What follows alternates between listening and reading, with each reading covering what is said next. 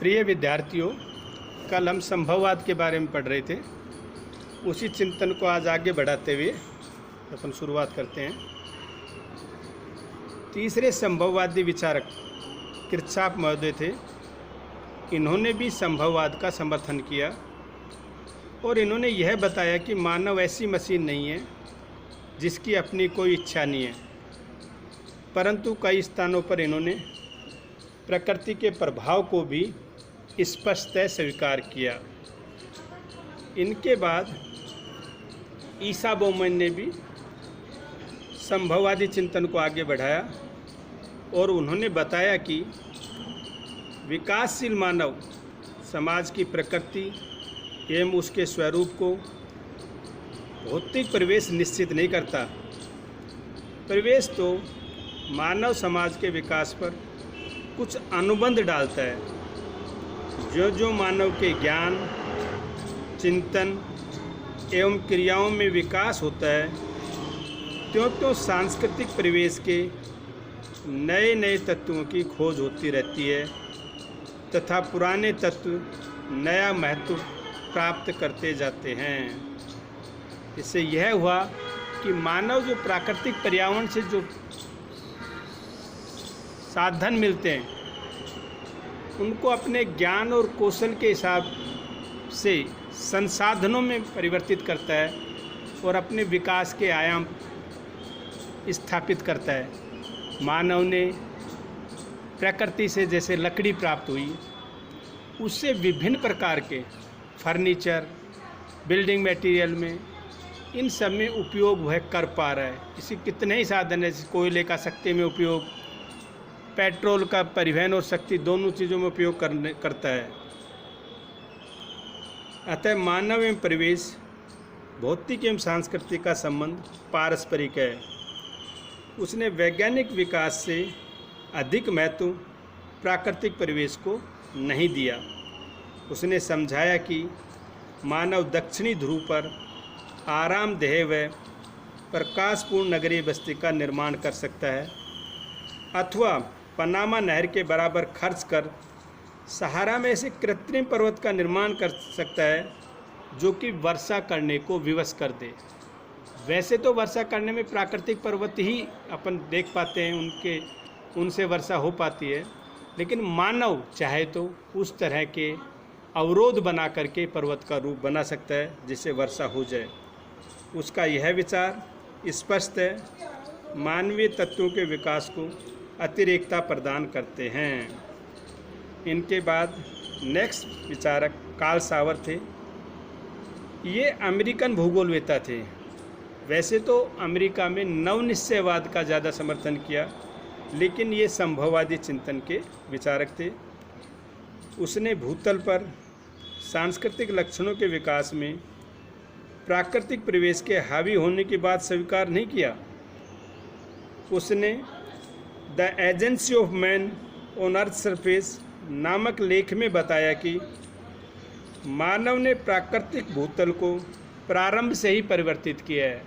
जब से मानव का जन्म हुआ है तब से ही मानव इसमें परिवर्तन करता आया है।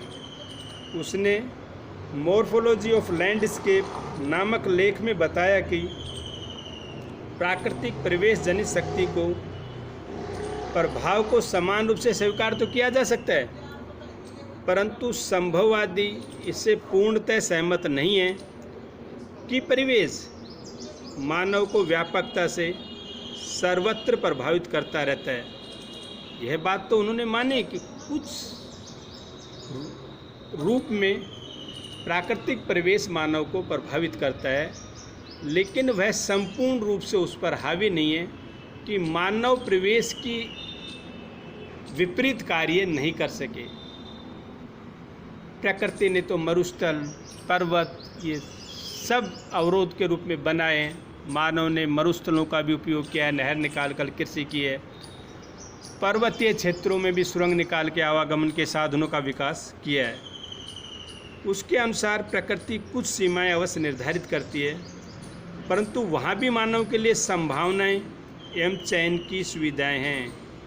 इनके अनुसार everywhere is possibilities, there where is no necessities. इस प्रकार उसका चिंतन अधिक व्यवहार, गतिशील एवं तथ्यपूर्ण कहा जा सकता है। इससे यह निष्कर्ष निकलता है कि मानव द्वारा निर्मित सांस्कृतिक दृश्य भूमि के अंग किसी भी प्रकार से प्राकृतिक परिवेश के तत्वों से कम महत्वपूर्ण नहीं है। मानव जो अपने ज्ञान का विकास करके जो सांस्कृतिक भूदृश्यों का निर्माण कर रहा है, वो प्राकृतिक तत्वों से कहीं भी कम नहीं है। अब हम संभववाद की आलोचना करेंगे, क्योंकि संभववादियों ने मानव को कुछ ज़्यादा ही बढ़ा चढ़ाकर श्रेष्ठ मान लिया और उसका प्रकृति पर नियंत्रण बहुत ज़्यादा मान लिया। परंतु प्रकृति शांत रहकर भी मानव पर अपना प्रभाव डालती है। मानव चाहे कितने ही प्रयत्न क्यों ना कर ले, वह ठंडे प्रदेश में कटीली झाड़ियाँ नहीं उगा सकता, मरुस्थलीय प्रदेश में चावल पैदा नहीं कर सकता। कुछ तो संभववादियों के ज़रूरत से ज़्यादा डींग हाँकने पर इस विचारधारा की आलोचना की शुरुआत हो जाती है। संभववाद की आलोचना प्रारंभ से ही कट्टर नियतिवादियों द्वारा की गई। बाद में यह आलोचना संभववादियों द्वारा स्वयं ही दोहरे वक्तव्य दिए जाने के कारण भी हुई है। सर्वप्रथम फेब्रे ने कहा और लिखा कि कहीं अनिवार्यताएं नहीं हैं, सब और संभावनाएं हैं। मनुष्य इन संभावनाओं का मालिक होने के कारण उनके उपयोग का निर्णायक है। तो दूसरी ओर स्वयं उसने यह भी स्वीकार किया कि मानव चाहे जिस रूप में प्रयास कर ले, वह परिवेश के नियंत्रण से पूर्णतः मुक्त नहीं हो सकता। इनके बाद जीन ब्रूस ने कहा, वह शक्ति और साधन जो मनुष्य के पास बहुत सीमित है, प्रकृति में उसे ऐसी सीमाएं दृष्टिगोचर होती हैं जिन्हें वह पार नहीं कर सकता। वह अपने परिवेश में किंचित परिवर्तन तो कर सकता है, परंतु वह उसे दबा नहीं सकता।